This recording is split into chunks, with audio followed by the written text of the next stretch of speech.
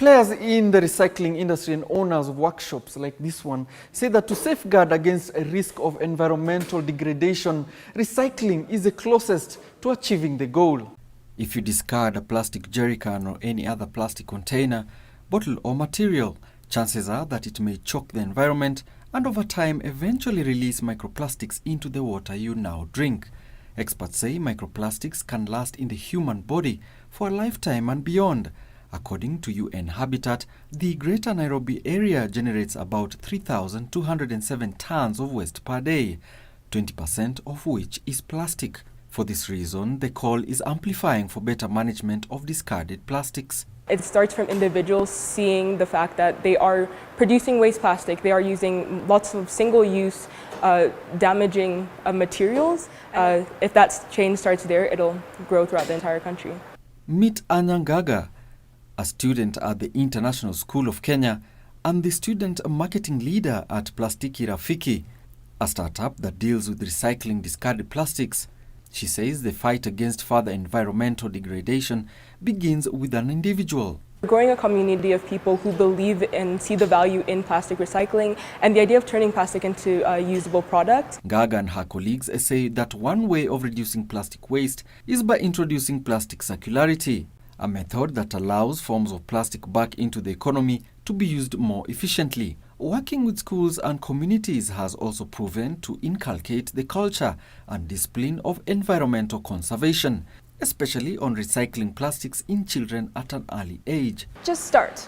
That is the biggest thing. I think when I was younger, I just thought talking about it was good, and it helps spread the message. Something that really drew me to the club was just how great it is and how impactful it is to the environment. So something that when I joined this and something I really wanted to do was I wanted to try and help better the environment with the products I made. In Mathare informal settlements of Nairobi, for example, emerging organizations like Rafiki Plastiki have partnered with communities, formal and informal sector players, children, youth and women to implement community projects on waste management and plows back revenues into the community.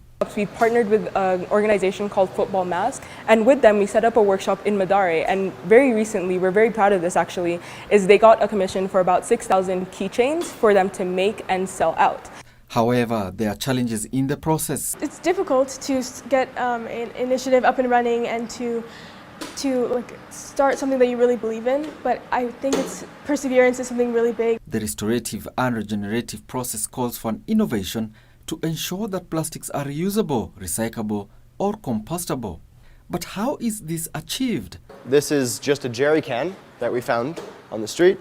It's being shredded into flakes and then gets refined into these smaller pieces. So this one shredder is really all you need to get started. It's one of my personal favorites.